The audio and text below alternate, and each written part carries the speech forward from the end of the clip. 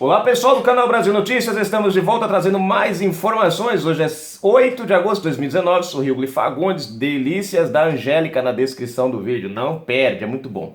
Gente, é o seguinte, olha só a inversão de valores aqui. O Centrão, junto com a oposição, petista, pessoal, querem acelerar o projeto de abuso de poder. Aí você imagina, contra o STF, que atropelou instâncias, que usurpou do poder. Não! Vamos à matéria? Se inscreve, comenta, compartilha aquele like maroto. E o pior de tudo, quem é o autor desse projeto? Você vai saber já já. Centrão quer usar casos de Lula para acelerar a votação de abuso de autoridade. Se a gente deixar isso acontecer, eu não sei mais não, o Brasil vai mergulhar numa... Deputados do Centrão e da oposição vão usar a tentativa de transferência do ex-presidente Lula para um presídio em São Paulo como argumento para acelerar a votação de um projeto de lei que aumenta o rol de ações que poderão ser enquadradas como crime de abuso de autoridades.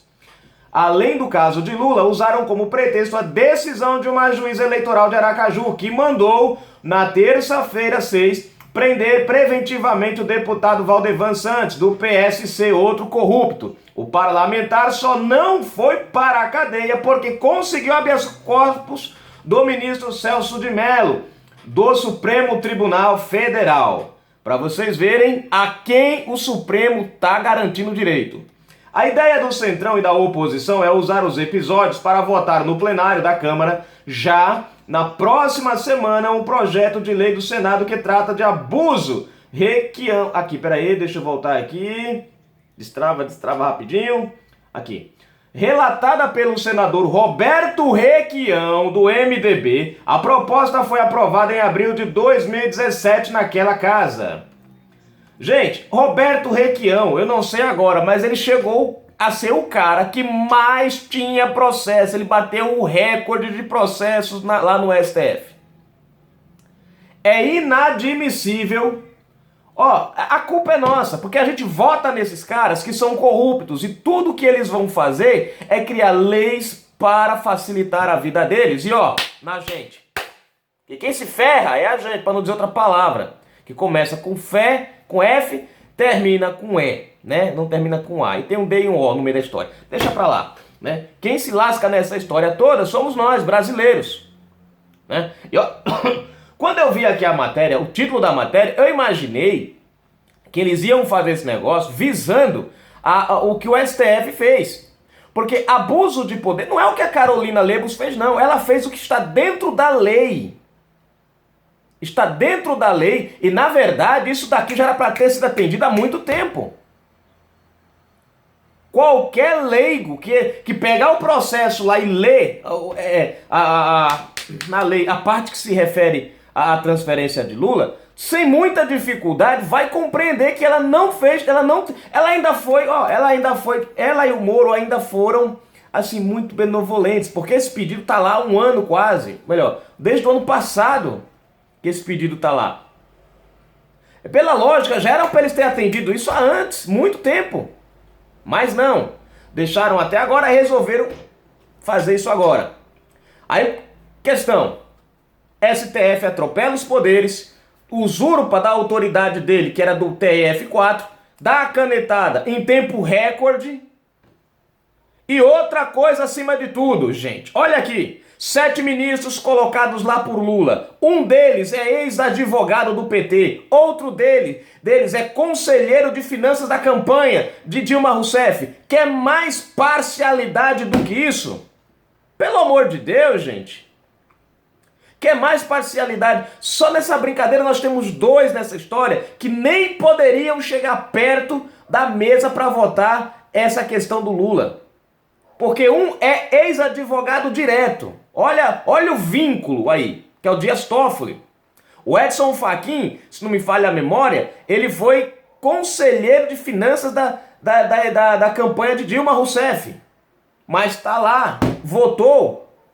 Pergunto para vocês aonde está de verdade o abuso de autoridade nessa história toda. Está na juíza que cumpriu a lei, atendeu a determinação pedida pelo Ministério Público? Ou os juízes de toga que atropelaram instâncias, que pegaram para si o direito que não lhes cabiam? Porque para chegar até o STF tinha que primeiro passar... Gente, para isso existe primeira, segunda, terceira instância. Para isso existe, né, a TF4, TF3, para isso. Para passar primeiro por eles, para depois ir para o STF. Não, já jogam... Por que jogaram direto para o STF? Por que não passaram por essas instâncias? Simples, gente. Porque o PT aparelhou o STF muito bem aparelhado e sabia que eles não deixariam eles passar vergonha. Sabia que o STF não deixaria de ajudar Lula.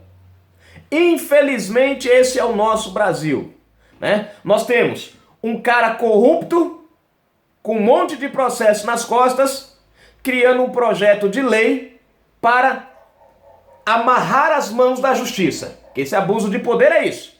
Você vê o outro ali que foi preso pela juíza de Aracaju, vem o senhor Celso de Mello e dá uma caneta. Gente, pra que juiz nesse Brasil mais de primeira instância? Fala pra mim. Eu tô chegando à conclusão que nós devemos fazer o seguinte, acabar com todos os juízes e deixar só o STF. Porque tudo que os juízes fazem contra a corrupção, o STF desfaz. Se o juiz manda prender um bandido, o Gilmar Mendes solta. Se uma juíza resolve transferir um pilantra, vem o STF e diz não. Fala sério, gente. Pergunto pra vocês, pra que juiz de primeira instância no Brasil se o STF usurpou agora da autoridade de decidir todas as coisas no Brasil? Não, vamos inverter a situação. O cidadão de bem agora vai pra cadeia e o bandido sai. Só tá faltando acontecer isso agora. Daqui a pouco nós vamos ver, não é a polícia, nós vamos ver a milícia armada, né? Milícia armada chegando, de carteirinha, fala, que é da milícia, encosta da... Você é ladrão? Não. Então cana nesse vagabundo. Ou não, é cana no cidadão de bem. Você é ladrão? Sou. Vagabundo de bem, pode ficar na rua, fica à vontade, pode passear, pode sair. Gente, nós estamos vivendo no Brasil uma inversão de valores que não tem tamanho. Cara, o STF abusou da sua autonomia. Ou melhor, está abusando da sua autoridade. Eu confesso para vocês que eu não sou a favor do artigo 142 por um detalhe. Uma vez o artigo 142, porque tem gente que pensa que isso vai beneficiar o Bolsonaro, não beneficia não. Beneficia o Brasil, mas não ao nosso presidente. Se o artigo 142 for requerido, se ele for requerido, o presidente da República ele tem que dar vaga ao, né? Ele tem que dar vaga ao interventor. O interventor vai baixar as portas do executivo, baixar as portas do legislativo, baixar as portas do judiciário. E aí se dão novas eleições. O detalhe dessas novas eleições: nenhum político que hoje está no poder pode se candidatar. São novas eleições com nomes novos, zera tudo. Eu acho que nesse ponto é um prejuízo para nós. Por um lado conserta o Brasil, mas por outro nós perdemos a liberdade, nós perdemos de ter o presidente Bolsonaro conosco, que é o cara que está segurando essa barra sozinho. Mas aí tudo bem. Outro ponto que nós devemos nos atentar, né? Vai limpar, vai fazer tudo, beleza, vai trazer. Agora, o perigo é quem será eleito, porque depois que os militares entregarem a direita, trazerem de volta as diretas já, né? Trazerem as diretas já, aí vai se reconstituir tudo de novo. Aí é onde está a questão, vamos votar em quem?